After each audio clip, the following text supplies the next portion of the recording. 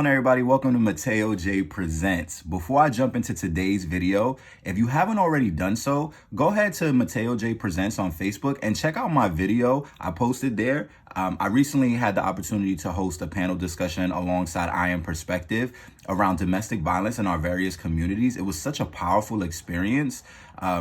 Unfortunately, the video of the panel discussion was too long to fit on YouTube, so I had to post it on Facebook. But go ahead and check it out if you haven't already done so, if you weren't able to attend. Thank you to everyone who did attend and participated in the discussion, and thank you to my panelists. And I do want to shout out Lips Cafe for providing the space. If you're ever in Brooklyn and want to get some good tea, go ahead and check them out over there. But again, if you haven't been able to check it out, go ahead and do so now before jumping into this video. So the other day I was on the phone, shooting the breeze, having a conversation with one of my good friends, and I forgot what we were talking about in particular, but we got into this conversation about how I'm not Black. It wasn't the first time that he's mentioned it, but something about this time really hit home and really triggered me in a way, because I felt he was diminishing who I was and taking away from my identity. And for a large part of my life, I've struggled to identify myself, right? Identify myself as a gay man, as a Christian man, and now as a man of color. And to have someone take that away from me really frustrated me. And I recognized that it wasn't from an ill place. It's from a place of ignorance, of not knowing. Some of you may know that recently there's been a large conversation around what it means to be Afro-Latino, Afro-Latina, Afro-Latinx, and how valid that is. And so I wanted to go ahead and just jump into the conversation. I do identify as an Afro-Latino man, regardless of what the color of my skin is, regardless of what people may see when they look at me, it's who I identify as. And I'm going to tell you why. So both my parents are Puerto Rican. They were both born in Puerto Rico and then moved here. My mom at a very young age, my dad moved here when he did. And growing up, they never explained to me what it meant to be Afro-Latino. They only identified as Puerto Rican. And I'm going to be completely transparent. My parents did distance themselves from their Blackness. They don't see themselves as Black. They're like, we're Puerto Rican, which I get. And there's a difference between your nationality and then your race and who you are race-wise and how you identify. And so at a young age, I did identify with my Blackness. When I moved to New York, I moved to a neighborhood that was predominantly Black. I attended a school where everyone was Black or Latino, and where I gravitated to was the Blackness in me. And I began to really learn more about the culture, the African culture, the Latino culture, and how they both came together, right? So I learned at a young age that slaves were dropped off in many of the Caribbean countries, which explained to me why my grandfather was a little darker than the rest of us. Even though I'm fair-skinned, not everyone in my family is fair-skinned. So then I was able to put the dots together there. But then also learning what we went through in Puerto Rico and a lot of the struggles that we face that are very similar to what Africans faced when they were brought here to America. And it just really started opening up my eyes and teaching me why it was important that I honored my African roots. And when people try to take that away from me, it frustrates me a lot. And there's a clear distinction between being Spanish and being Afro-Latino, right? Spanish means you came from Spain, that your roots are from Spain. And the Spaniards were the ones that enslaved us, that had us in these Caribbean countries enslaved, doing the labor and beating us and stealing us away from our families. I don't identify with that. That's not the history of my family. I'm clear what the history of my family is. And I've done extensive research. I didn't just make this up out of nowhere, because growing up, when you don't know who you are, you're on a search to find out who you are. And so when people are so quick to just throw me aside and say, you're not Black, you're Spanish, I'm like, no, that's actually two different things. And I don't identify with being Spanish. I'm Afro-Latino. I identify with my Hispanic side because, of course, in Puerto Rico, we're Hispanics. And I identify with my African side because we have that there as well. The language, of course, we speak Spanish because, again, we were enslaved by the Spaniards. But if you listen to our music, if you go to Puerto Rico and look at the culture, the rich, the beautiful culture that's there, there's definitely deep-rooted African culture within it all.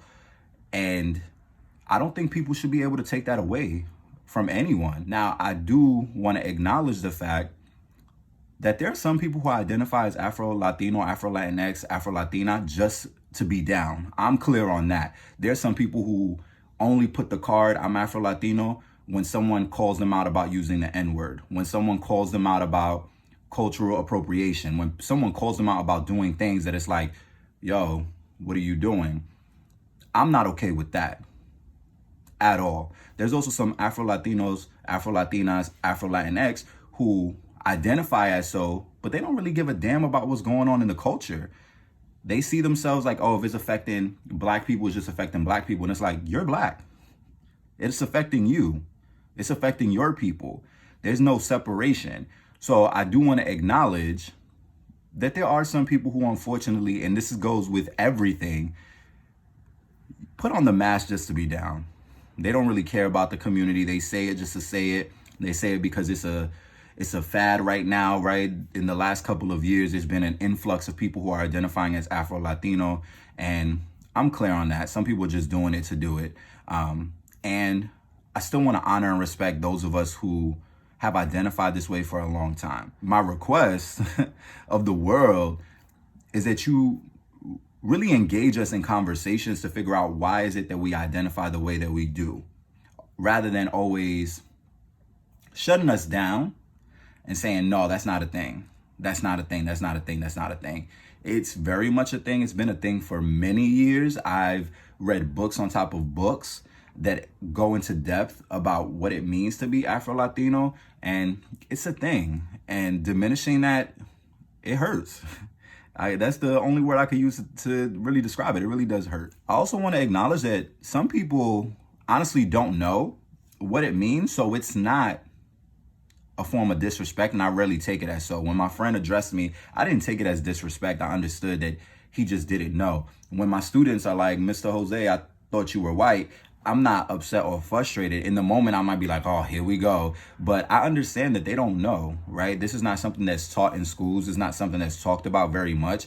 We don't talk much about Black history, let alone Afro-Latino history, let alone the history of Puerto Rico or Dominican Republic or Haiti or Jamaica or these Caribbean countries. So, of course, our students aren't being educated on these things. But that's why I wanted to make this video, to kind of educate people on what it means, so that people can understand that it's a thing. It's not something we just made up to be down. It's a thing. Some people use it to be down, yes, but for many of us, it's actually how we identify. To all my Hispanics out there that are watching this video, I would ask that you really dig into your history and own your Blackness. Stop trying to separate yourselves from your African roots, because it's actually not real.